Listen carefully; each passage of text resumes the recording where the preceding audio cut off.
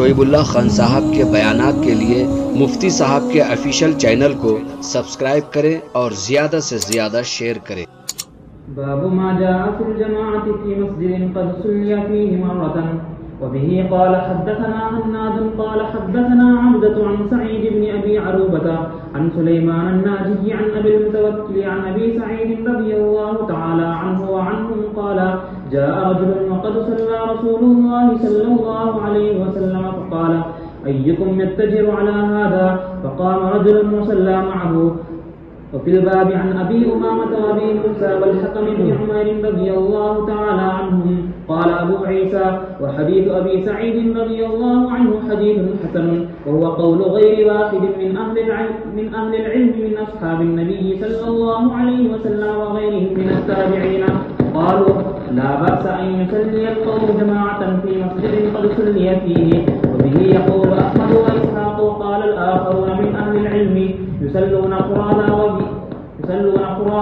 وبه يقول سفيان وابن المبارك ومالك والشافعي يختارون الصلاة فرادا.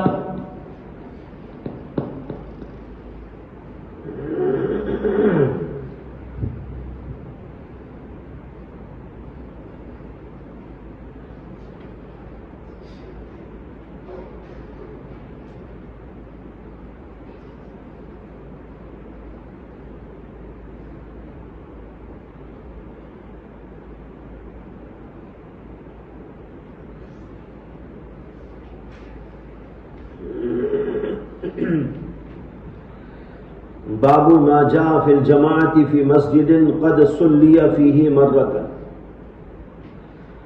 یہ باب جماعت کرنے کے بارے میں ہے ایسی مسجد میں جس میں ایک بار جماعت ہو چکی. مسجد میں جماعت سے نماز لوگوں نے پڑھ لی، اس کے بعد پھر دوسرے لوگ گئے اور انہوں نے پھر دوسری جماعت کی. یہ جماعت ثانیہ فی المسجد کا مسئلہ ہے کہ اگر مسجد میں ایک بار جماعت ادا ہو چکی ہو تو دوسری بار کچھ اور لوگ جا کر وہاں جماعت کر سکتے ہیں یا نہیں کر سکتے. امام احمد بن حنبل اور اہل ظاہر اس بات کے قائل ہیں کہ جماعت ہو جانے کے بعد دوبارہ بھی مسجد میں نماز پڑھی جا سکتی ہے جماعت کے ساتھ، اور ایک بار نہیں کئی دفعہ بھی کر سکتے ہیں. ایک بار کرو، 2 بار کرو، 10 بار کرو. یہی وجہ ہے کہ عرب کے اندر آج کل دیکھا جاتا ہے کہ ایک ایک مسجد میں کئی جماعتیں ہوتی ہیں. جماعت ہو رہی ہے اور جو ہے وہاں امام نے سلام پھیرا اور کچھ لوگ پیچھے جو مسبوق تھے کھڑے ہو گئے، تو جو مسبوق رہتا ہے پیچھے آنے والے لوگ اسے اشارہ کر دیتے تو وہ امام بن جاتا ہے. تو یہ لوگ پیچھے کھڑے ہو جاتے ہیں. پھر وہاں بھی لوگ آتے رہتے ہیں اور آنے والوں میں 1-2 رکعت کسی کی چھوٹ جاتی ہے. اب یہ جو دوسرا امام پڑھاتا رہتا ہے وہ جب سلام پھیرتا ہے تو کچھ لوگ پھر کھڑے رہتے ہیں اوپر پیچھے، تو ان میں پھر اور آنے والے اسے اشارہ کر کے وہ رکعت باندھ لیتے ہیں. تو گویا کہ ایک ٹرین بن جاتی ہے، ڈبے ایک کے بعد ایک ڈبے لگتے چلے جاتے ہیں. یہ میں نے خود دیکھا، جو دیکھا وہ بیان کر رہا ہوں. کئی جگہ پر کئی ملکوں میں ایسا میں نے دیکھا.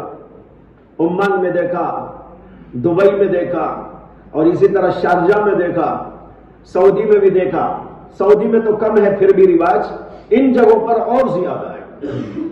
باقاعدہ ایک کے بعد ایک جو ہے ڈبہ بنتا چلا جاتا ہے اور نمازیں ہوتی رہتی ہیں. یہ امام احمد بن حنبل اور بعض اہل ظاہر حضرات کہتے ہیں کہ جائز ہے اور کتنی بھی جماعتیں کرو اس کی کوئی اس میں حرج نہیں. لیکن جمہور علماء کے نزدیک، جن میں امام ابو حنیفہ، امام شافعی اور امام مالک اور دیگر فقہاء کرام ہیں، یہ سب حضرات کہتے ہیں کہ جس مسجد کے اندر جماعت سے نماز پڑھ لی گئی وہاں دوبارہ نماز پڑھنا مکروہ ہے.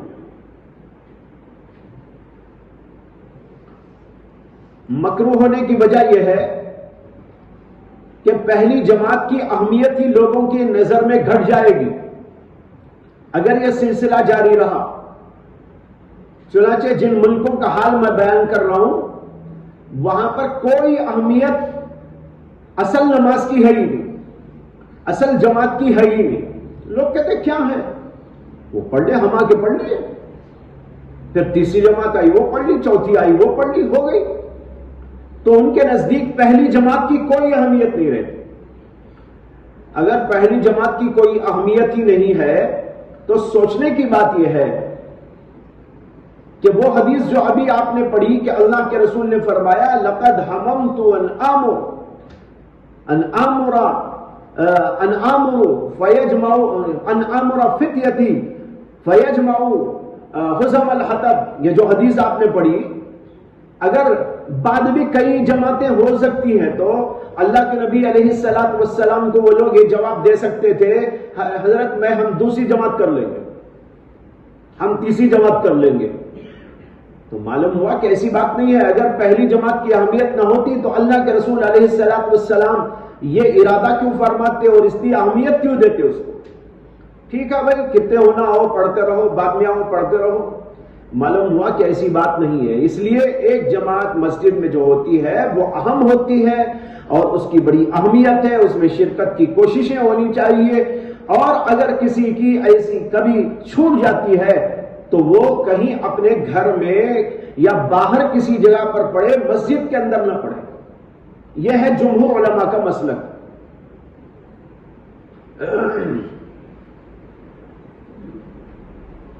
امام احمد بن حنبل کی دلیل باب کی حدیث ہے. اس باب کے اندر حدیث آئی ابو سعید خدری سے. وہ کہتے ہیں جاء رجل وصلى رسول اللہ صلی اللہ علیہ وسلم وقد صلى رسول اللہ صلی اللہ علیہ وسلم. ایک آدمی ایسے وقت میں آیا جبکہ اللہ کے رسول علیہ الصلوۃ والسلام نماز پڑھ چکے تھے, یعنی مسجد میں وہ آیا تو مسجد میں جماعت ہو چکی تھی. فقال, اللہ کے رسول علیہ السلام نے فرمایا ایکم یتجر علی ھذا, تم میں سے کون ہے جو اس آدمی کے اجر میں شریک ہو جائے. یہ اجر سے بھی ہو سکتا ہے, تجارت سے بھی ہو سکتا ہے. یہ لفظ یتجر اجر سے بھی ہو سکتا ہے, تجارت سے بھی ہو سکتا ہے. اگر تجارت سے ہے تو اس کا مطلب ہے ایکم یتجر علی ھذا, تم میں سے کون ہے جو اس آدمی کے ساتھ نیکی کے کام میں تجارت کرے. قرآن میں آیا نا هل ندلکم علی تجارت تنجیکم من عذاب علیم. یہ تجارت, ثواب کمانے کی تجارت کوئی کرنے والا ہو, بھئی اس کے ساتھ چلے جاؤ. حضور کا یہ مطلب تھا. اور یہ اجر سے ہو تو بھی ہو سکتا ہے تم میں سے کون ہے جو اس آدمی کو اجر دینا چاہتا ہو. اجر دینا چاہتا ہو کا مطلب یہ ہے کہ اس کے ساتھ میں نماز پڑھ لے تاکہ اسے بھی جماعت کا ثواب مل جائے. جماعت کا ثواب اور اس کا اجر ملنے کے لیے تم میں سے کوئی اس کے ساتھ شریک ہو جاؤ. تو مطلب یہ ہے کہ اور ایک جماعت کر لو, کوئی تم میں سے جاؤ اس کے ساتھ شریک ہو جاؤ, 2 آدمی مل کے پڑھیں گے, جماعت کا ثواب مل جائے گا. یہ ہوا حاصل کلام ایکم یتجر علی ھذا. فقام رجل فصلى معه, ایک آدمی کھڑا ہوا اور وہ اس کے ساتھ نماز میں شریک ہو گیا اور اس کے ساتھ نماز پڑھنے لگا. بعض روایتوں کے اندر موجود ہے کہ یہ کھڑے ہونے والے حضرت سیدنا ابو بکر صدیق رضی اللہ تعالیٰ عنہ تھے. حضرت ابو بکر صدیق رضی اللہ تعالیٰ عنہ نے ان کے ساتھ نماز پڑھ لی حضور کے اس ارشاد پر. دیکھو یہاں پر جماعت ہو رہی ہے, جماعت ثانیہ. اللہ کے نبی پڑھ چکے ہیں, ایک صاحب آتے ہیں, اللہ کے نبی کہتے ہیں بھائی کوئی آدمی ان کے ساتھ میں شریک ہو جائے اور ان کے ساتھ اجر, ان کے ساتھ شریک ہو کر ان کے ساتھ تجارت کر لے, دینی تجارت. یہ مطلب ہے کہ ان کے ساتھ اجر کما لے. ابو بکر صدیق کھڑے ہوتے ہیں اور دونوں مل کر نماز پڑھتے ہیں مسجد نبوی کے اندر. یہ دوسری جماعت ہوتی ہے اللہ کے نبی کے سامنے. اس سے امام احمد بن حنبل اور اہل ظاہر کا استدلال. کہ دوسری جماعت مسجد میں کرنا کوئی کراہت کی بات نہیں ہے، لیکن جمہور علماء کا استدلال معجم طبرانی کی ایک حدیث ہے جس میں آتا ہے کہ ایک بار اللہ کے رسول علیہ الصلوۃ والسلام مسجد کو آئے تو نماز ہو چکی تھی، کہیں آپ تشریف لے گئے تھے، جب واپس آئے تو یہاں نماز ختم ہو چکی تھی۔ تو اس روایت میں ہے کہ اللہ کے نبی علیہ الصلوۃ والسلام اپنے گھر تشریف لے گئے اور اپنے اہل خانے کے ساتھ وہاں پر نماز جماعت کے ساتھ میں پڑھی، اپنے اہل خانے کے ساتھ جماعت کے ساتھ نماز گھر میں جا کر ادا فرمائی۔ اس روایت کے اندر جو مضمون آیا ہے واضح ہے۔ استدلال کا طریق یہ ہے کہ اگر مسجد کے اندر ایک بار جماعت ہونے کے بعد دوسری جماعت کی جا سکتی تھی تو اللہ کے نبی علیہ الصلوۃ والسلام کو کون سی چیز مانے تھی کہ مسجد نبوی میں نماز آپ نے نہیں پڑھی، جبکہ مسجد نبوی میں نماز پڑھنے کا ثواب زیادہ ہے، 1000 رکعت کا ثواب ملتا ہے، گھر میں جا کر پڑھنے سے تو وہ اجر نہیں ملتا، لیکن آپ نے گھر میں پڑھنے کو ترجیح دی، مسجد نبوی کو چھوڑ دیا۔ اتنی اہم ترین فضیلت کو چھوڑ کر گھر میں جا کر نماز پڑھنا یہ اس بات کی دلیل ہے کہ اگر وہاں پڑھتے تو کوئی کراہت لازم آ سکتی تھی، اسی لیے اللہ کے نبی علیہ الصلوۃ والسلام نے وہاں پر نماز ادا نہیں فرمائی۔ یہ معجم طبرانی کی حدیث ہے اور اس کے رجال کو علامہ ہیثمی نے مجموع الزوائد کے اندر ثقہ قرار دیا ہے، ورجالہ ثقات۔ تو یہ گویا صحیح روایت ہے۔ اس صحیح روایت سے یہ اندازہ کیا جا سکتا ہے کہ مسجد میں ایک بار جماعت ہو جانے کے بعد دوبارہ وہاں پر نماز نہیں پڑھنی چاہیے، یعنی جماعت نہیں کرنی چاہیے، اس لیے کہ اللہ کے نبی علیہ الصلوۃ والسلام نے وہاں پر جماعت نہیں کی۔ اگر وہاں پر کرنے سے کوئی کراہت لازم نہ آتی تھی تو اللہ کے نبی وہاں کیوں نہیں پڑھے؟ معلوم ہوا کہ کراہت لازم آتی ہے، اسی لیے اللہ کے نبی نے وہاں پر ادا نہیں فرمائی۔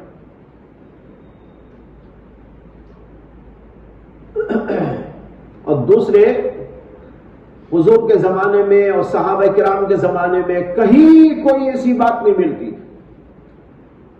کہ لوگوں نے آ کر جماعت کی ہو مسجد نبوی کے اندر یا کسی اور مسجد کے اندر جماعت پر جماعت کی جا رہی ہو۔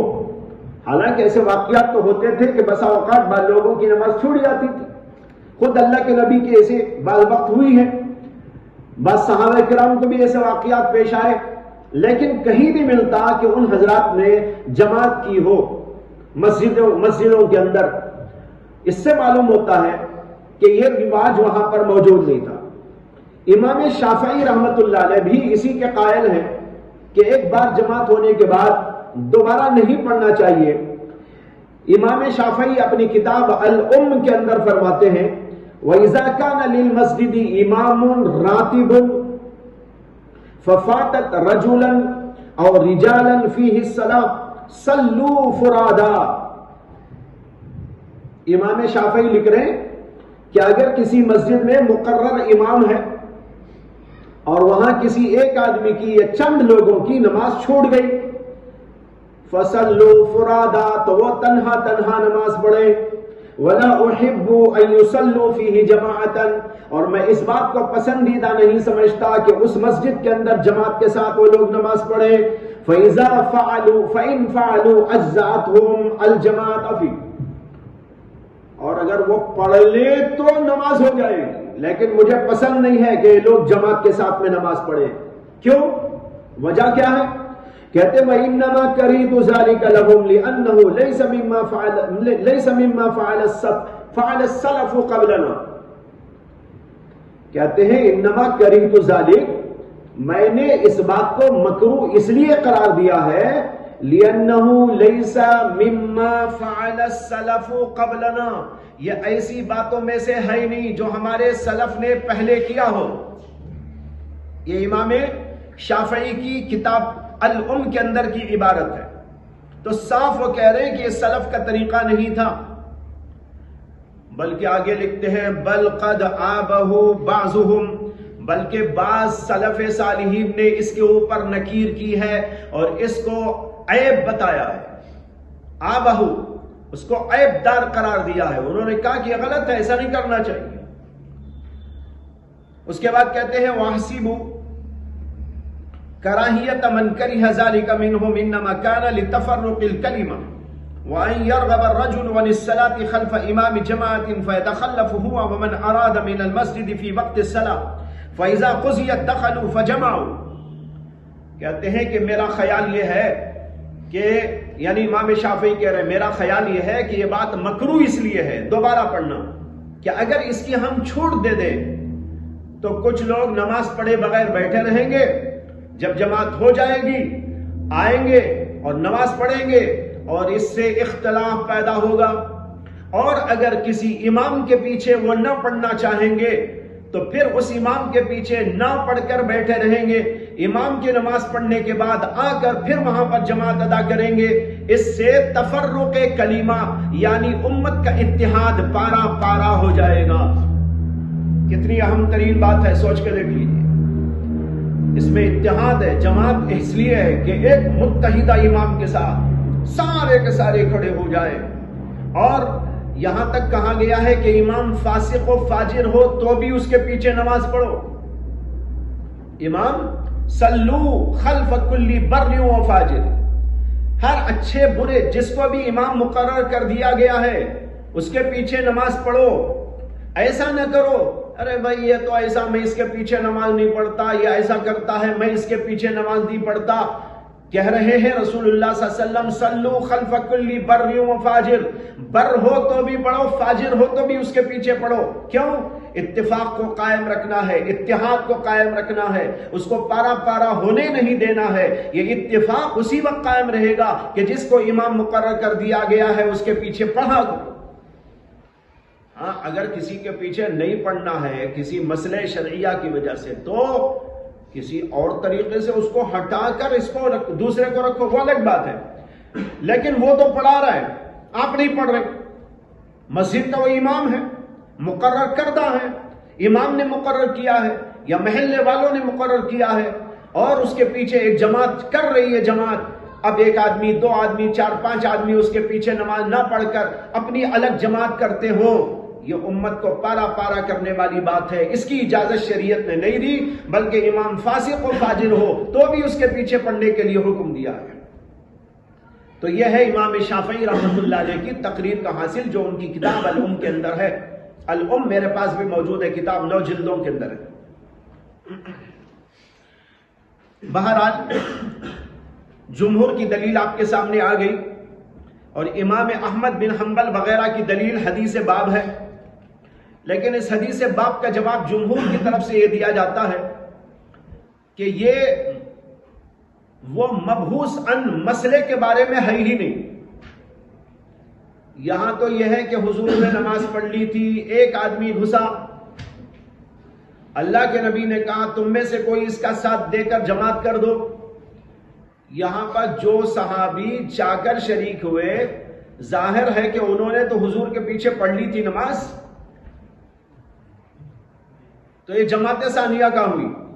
جماعت ثانیہ کا مطلب یہ ہے کہ امام بھی اور مقتدی بھی سارے کے سارے نماز نہ پڑھے ہوئے ہوں وہ جماعت کرے.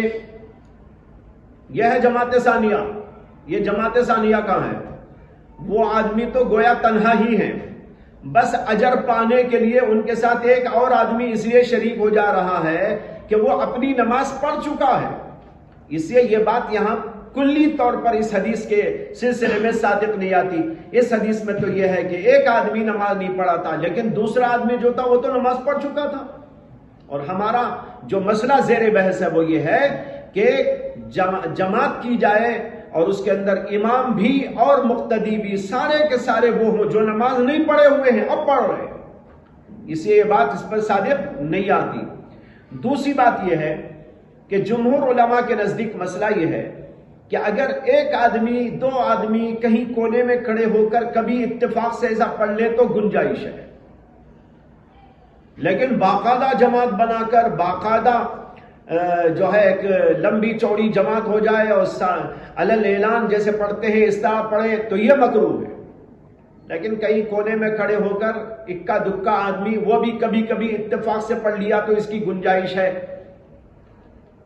لہذا یہ بھی اسی قبیل سے ہے کہ اتفاق سے ایک بات پیش آ گئی تھی اور اس میں ایک صحابی ان کے ساتھ شریک ہوئے تھے، اس کی گنجائش موجود ہے. باقی اس طرح کے کئی لوگ شامل ہو جائیں اور یہ کہ علل اعلان پڑھنے لگے اور کھلم کھلا پڑھنے لگے، یہ بات کراہت کی بات ہے. یہ حضرات ایک اور دلیل سے بھی کام لیتے ہیں اور وہ بخاری شریف کے اندر بھی ہے کہ حضرت انس بن مالک رضی اللہ عنہ نے ایک بار ایسی مسجد کے اندر نماز ادا کی جہاں نماز ہو چکی تھی، جماعت ہو گئی تھی، پھر کچھ لوگ حضرت انس بن مالک کے ساتھ میں گئے اور انہوں نے وہاں پر جماعت کے ساتھ نماز ادا کی. یہ روایت بخاری میں تعلیقاً آئی ہے، دوسری کتابوں کے اندر موصولاً آئی ہے. اس کا جواب جمہور علماء کی طرف سے دیا گیا ہے کہ یہ مسجد طریق تھی، راستے کی مسجد، جہاں پر کوئی امام مؤذن اور جماعت مقرر نہیں ہوتی. مسجدیں دو طرح کی ہوتی ہیں، ایک وہ مسجد جس کے اندر امام مقرر ہے، وقت پہ اذان دینے والا مقرر ہے، وقت کے اوپر جماعت کی جاتی ہے، لوگ آس پاس کے آ کر اس میں جماعت میں شریک ہوتے ہیں.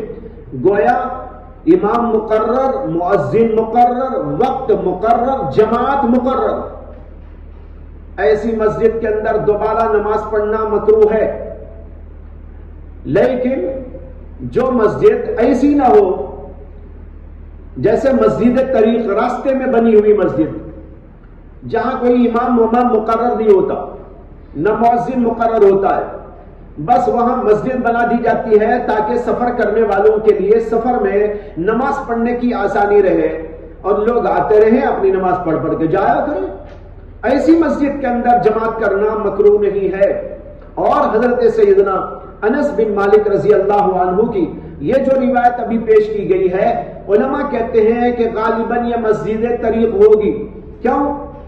اس لیے کہ بعض روایتوں میں یہ آتا ہے کہ حضرت انس بن مالک نے جو نماز پڑھی تھی وہ مسجد ثعلبہ میں پڑھی تھی، مسجد ثعلبہ میں پڑھی تھی. لیکن پورے مدینے میں کوئی بھی مسجد ثعلبہ کے نام سے ہے ہی نہیں، نہ اب نہ تب. تاریخ موجود ہے، مسجد نبوی کی تاریخ موجود ہے، مدینہ منورہ کی تاریخ موجود ہے، وہاں کی مسجدوں کی تاریخ مرتب ہے، لیکن کہیں پر بھی تاریخ کے اندر کسی ایسی مسجد کا ذکر نہیں آتا جس کا نام مسجد ثعلبہ ہو. اگر یہ مدینے کی کوئی مسجد ہوتی تو ضرور اس کا ذکر آتا. چھوٹی سے چھوٹی مسجد بھی مدینے میں تھی، اللہ کے نبی کے زمانے میں یا بعد میں تاریخ میں اس کو نوٹ کیا گیا ہے، اس کے احوال بتائے گئے ہیں، اس کی تاریخ بتائی گئی ہے. لیکن مسجد ثعلبہ کے نام سے کوئی مسجد کا ذکر کسی تاریخ میں نہیں ملتا ہے تو اس روایت میں ملتا ہے. اس سے یہ بات سمجھ میں آتی ہے کہ مدینے کی کوئی مسجد نہیں تھی، ہے آگے کہیں راستے میں بنی ہوئی ہوگی چھوٹی موٹی تاکہ لوگ آتے جاتے نماز پڑھ لیں. اس کو یہ کہا گیا مسجد ثعلبہ میں انہوں نے نماز پڑھی. تو یہ مسجد طریق تھی اور مسجد طریق کے اندر نماز پڑھنے کی دوبارہ گنجائش موجود ہے.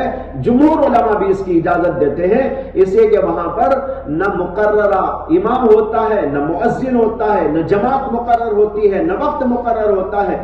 آنے جانے والوں کی سہولت کے لیے وہ مسجد ہوتی ہے. یہی حکم اسٹیشن وغیرہ کی مسجد کا ہوتا ہے، یہی حکم ایئرپورٹ کی مسجد کا بھی ہے. ایئرپورٹوں میں مسجد بنی ہوئی ہے جگہ جگہ. بنگلور میں بھی تھی، میں نے خود کئی دفعہ پڑھی ہے. مسجد سے مراد ایک کمرہ رکھ دیا گیا ہے. دلی میں بھی ہے، وہاں بھی ہم نے پڑھی ہے، اور اسی طرح حیدرآباد میں ہے، ہر جگہ پر ہے مسجد. بنگلور میں تھی، لیکن اب مجھے ایک دو دفعہ جو آخری سفر ہوئے ہیں اس میں مجھے وہ مسجد ہی نظر نہیں آئی. جس جگہ پر وہ تھی وہاں پر جا کے بہت تلاشا تو پتہ ہی نہیں چلا. وہاں لوگوں سے معلومات کرنے پر بھی کچھ پتہ نہیں چلا کہ وہ آخر مسجد ہوئی کیا. تو بہرحال بتا رہا ہوں کہ ایسی مسجدیں، اس کے لیے نہ امام مقرر ہوتا ہے، نہ تو مؤذن مقرر ہوتا ہے، نہ جماعت مقرر ہوتی ہے، آنے جانے والے پڑھتے رہتے ہیں. یہاں پر کئی جماعتیں کی جا سکتی ہیں، اس میں کوئی حرج کی بات نہیں ہے. لیکن جو مسجد باقاعدہ مقرر ہو، محلے کی مسجد ہو، وہاں پر امام ہو، مؤذن ہو، اور اسی طرح وہاں جماعت مقرر ہو، لوگ آتے ہوں اور نماز پڑھتے ہوں، وہاں پر کوئی صاحبان جائے اور اپنی نماز پڑھ لے دوسری تیسری، یہ بات کراہت سے خالی نہیں ہے. آگے کہتے ہیں فقال رجل فصلى وفي الباب عن ابي امامه وابي موسى والحكم بن عمير قال ابو عيسى وحديث ابي سعيد حديث حسن وهو قول غير واحد من اهل العلم من اصحاب النبي صلى الله عليه وسلم وغيرهم من التابعين قالوا لا باس ان يصلي القوم جماعه في مسجد قد صلى فيه جماعه. یہ سب حضرات یہ کہتے ہیں کہ اس میں کوئی حرج نہیں ہے کہ ایک جماعت لوگوں کی جماعت کے ساتھ نماز پڑھ لے ایسی مسجد میں جس کے اندر جماعت نے نماز پڑھ لی ہو. یہ بعض علماء کا قول ہے، تابعین میں سے، بعض صحابہ میں سے.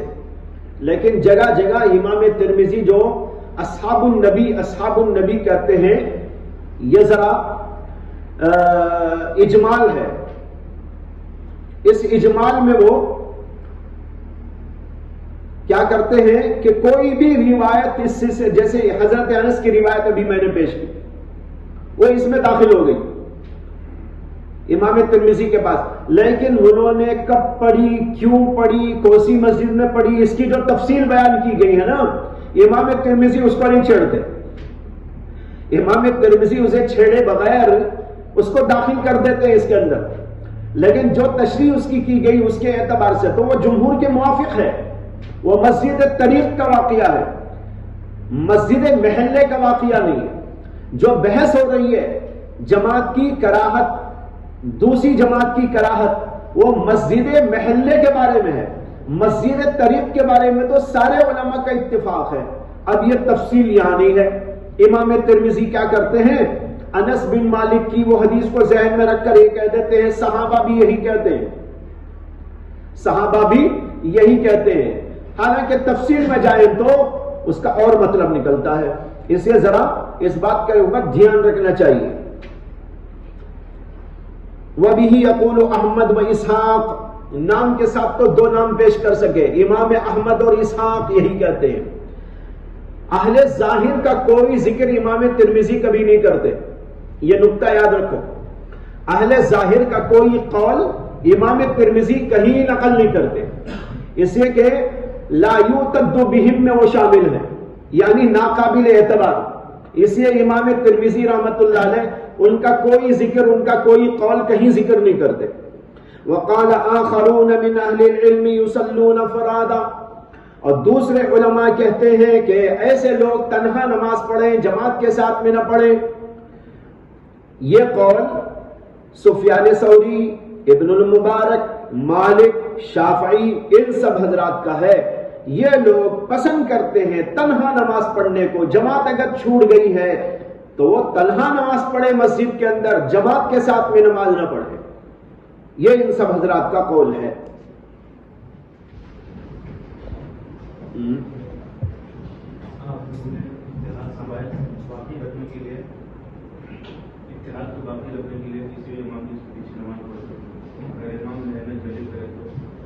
امام لہنے جلی کرے تو سب مل کے اس کے پیچھے نہیں پڑنا چاہیے. سب پڑھیں اور ایک دو نہ پڑھیں، یہ کیا مطلب ہے نا؟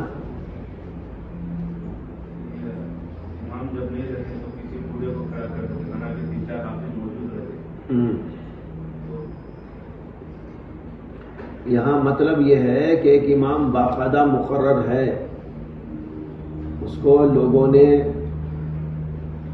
جو ہے امام ہونے کی حیثیت سے مقرر کر دیا ہے، وہ پڑھا رہا ہے، اس کے پیچھے نہ پڑھ کر اختلاف نہ پیدا کرو، یہ ہے مطلب۔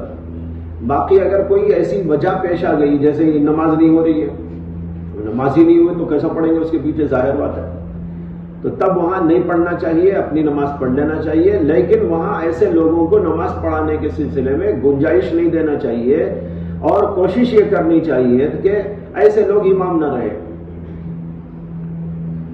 سمجھ میں آیا؟ امام تو رہے اور ہم نہ پڑھیں، یہ بات نہیں ہونا چاہیے، یہ بول رہا ہوں۔ اگر ہمارا بس چلے تو کوشش کر کے اس کو ہٹا دیں اور لوگوں کو بتائے کہ بھائی اس کے پیچھے تو نماز نہیں ہوتی۔ اب وہ علماء سے فتویٰ لے لیں، اس کی تحقیق کر لیں، جو کچھ کرنا ہے وہ کر کے اور اس کو ہٹائے۔ اور اگر پھر بھی وہ نہیں ہٹاتے ہیں تو ایسی صورت میں اپنی کسی اور مسجد میں جا کے نماز پڑھ لیں۔ جی